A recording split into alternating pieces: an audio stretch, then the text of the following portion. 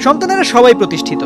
একজন সচিব, একজন দেশের স্বনামধন্য বিশ্ববিদ্যালয়ের শিক্ষক, আরেকজন থাকতেন কানাডায়। তবে ৭৫ বছর বয়সী মা নূরজাহান বেগমকে রাখা হয়েছিল মিরপুর ১১ নম্বরে বোনের বাসায়। ৫ তলা এই ভবনের যে ফ্ল্যাটটিতে এই বয়োবৃদ্ধা নারী থাকতেন, সেখানে ঢুকলে মনে হয় এ যেন কোনো এক বস্তির পরিত্যক্ত ঘর। ইন্নাল হামদুলিল্লাহ ওয়াসসালাতু ওয়াসসালামু আলা মান লা নাবিয়্যা বা'দা। প্রিয় মুসলিম ভাই ও বোন, গত কয়েকদিন ধরে বাংলাদেশের মানুষ একটি হৃদয় বিদারক সংবাদ নিয়ে আলোচনা করছে। রাজধানীর মিরপুরে একটি ফ্ল্যাট থেকে উদ্ধার করা হয়েছে এক বৃদ্ধা মায়ের পচা গলা মরদেহ। মৃত্যুর ৭-৮ দিন পর মানুষ জানতে পারল তিনি আর বেঁচে নেই। সংবাদটি শুধু একটি খবর নয়, এটি পুরো জাতির বিবেককে প্রশ্ন করছে। কারণ সেই মা সাধারণ কেউ ছিলেন না। তার সন্তানেরা সবাই শিক্ষিত, প্রতিষ্ঠিত ও সমাজে সম্মানিত ব্যক্তি। কেউ উচ্চপদস্থ কর্মকর্তা, কেউ বিশ্ববিদ্যালয়ের শিক্ষক, কেউ বিদেশে অবস্থান করছেন।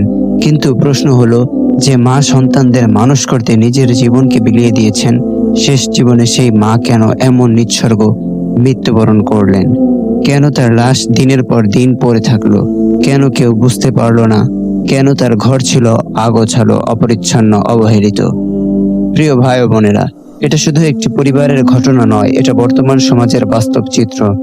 আজ মানুষ বড় বড় ডিগ্রি অর্জন করছে, ক্যারিয়ার গড়ছে, বিলাসবহুল ফ্ল্যাটে বসবাস করছে, কিন্তু মা বাবার পাশে বসে ২ মিনিট কথা বলার সময় পাচ্ছে না। আল্লাহ তাআলা কোরআনে ইরশাদ করেছেন, ওয়া কাদা রাব্বুকা আল্লা তা'বুদু ইল্লা ইয়্যাহু ওয়া বিল ওয়ালিদাইনি ইহসানা। তোমার রব আদেশ দিয়েছেন তোমরা একমাত্র তারই ইবাদত করো এবং পিতামাতার সাথে সৎ ব্যবহার করো। আল্লাহ নিজের ইবাদতের পরপরই মা বাবার অধিকারের কথা বলেছেন। এরপর বলেন, ফালা তাকুল লাহুমা উফ, তাদেরকে উফ পর্যন্ত বলো না। যেখানে উফ বলাও নিষেধ, সেখানে মা বাবাকে একা ফেলে রাখা, অবহেলা করা, তাদের খোঁজ খবর না নেওয়া কত বড় গুনাহ হতে পারে। রাসূল সাল্লাল্লাহু আলাইহি ওয়াসাল্লাম ইরশাদ করেছেন, রাগিমা আনফুহু থুম্মা রাগিমা আনফুহু থুম্মা রাগিমা আনফুহু, সে ধ্বংস হোক, সে ধ্বংস হোক, সে ধ্বংস হোক। সাহাবায়ে কেরাম জিজ্ঞাসা করলেন, কার ব্যাপারে ইয়া রাসূলুল্লাহ? তিনি বললেন, মাদ আদরাকা ওয়ালিদাইহি ইনদাল কিবারি আহাদুহুমা আও কিলাইহিমা ফালা তাকুল ফালাম মান আদরাকা ওয়ালিদাইহি ইনদাল কিবারি আহাদুহুমা আও কিলাইহিমা সুম্মা লাম ইয়াদখুলিল জান্নাহ। যে ব্যক্তি তার মা বাবা বা তাদের একজনকে বৃদ্ধ অবস্থায় পেল অথচ তাদের সেবা করে জান্নাতে যেতে পারল না।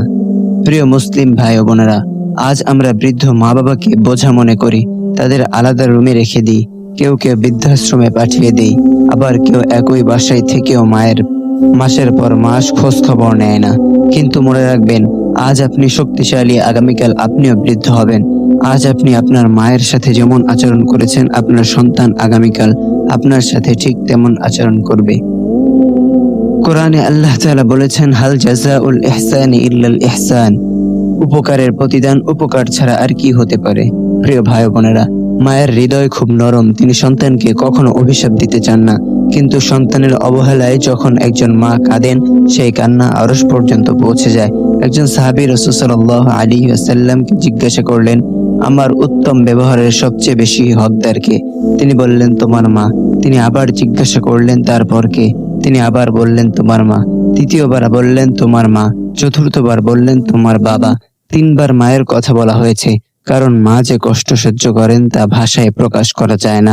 আজকের এই মিরপুরের ঘটনাটি আমাদের শেখায়, মানুষ প্রতিষ্ঠিত হলেই মানুষ হয় না, ডিগ্রি থাকলেই মানবতা আসে না, আল্লাহ ভীতি না থাকলে, দয়া মায়া না থাকলে মানুষ ভিতর থেকে শূন্য হয়ে যায়। রাসূল সাল্লাল্লাহু আলাইহি ওয়াসাল্লাম বলেছেন, লাইসা মিন্না মান লাম ইয়ারহাম সগীরানা ওয়া লাম ইয়াক্কির কাবীরানা, সে আমাদের দলভুক্ত নয় যে ছোটদের স্নেহ করে না এবং বড়দের সম্মান করে না। আজ আমাদের সমাজে বৃদ্ধ মা বাবার নিঃসঙ্গ। তারা শুধু টাকা চায় না, তারা চায় একটু সময়, একটু খোঁজ, একটু ভালোবাসা। আপনি হয়তো দামি খাবার দিচ্ছেন, ওষুধ কিনে দিচ্ছেন, কিন্তু তার পাশে বসে কথা বলছেন না। মনে রাখবেন, একদিন সেই চেয়ারটিতে আপনাকেও বসতে হবে। হয়তো একদিন আপনি অপেক্ষা করবেন, আপনার সন্তান কখন এসে বলবে, মা কেমন আছো, বাবা কিছু লাগবে? প্রিয় মুসলিম ভাই বোন, মা বাবার সেবা শুধু সামাজিক দায়িত্ব নয়, এটি ইবাদত, এটি জান্নাতের রাস্তা। রাসূল সাল্লাল্লাহু আলাইহি ওয়াসাল্লাম বলেছেন, রিদার রব্বি ফি রিদাল ওয়ালিদি ওয়া সাখাতুর রব্বি ফি সাখাতিল ওয়ালিদি। আল্লাহর সন্তুষ্টি পিতামাতার সন্তুষ্টির মধ্যে, আর আল্লাহর অসন্তুষ্টি পিতামাতার অসন্তুষ্টির মধ্যে। তাই আসুন আজকের এই ঘটনা থেকে শিক্ষা নিই। আমরা মা বাবার খোঁজ নেব, তাদের একা ফেলে রাখবো না, তাদের কষ্ট দেব না, তাদের দোয়া নেওয়ার চেষ্টা করব। যাদের মা বাবা জীবিত আছেন আজই তাদের কাছে যান, তাদের হাতে হাত রাখুন, ক্ষমা চান, দোয়া নিন।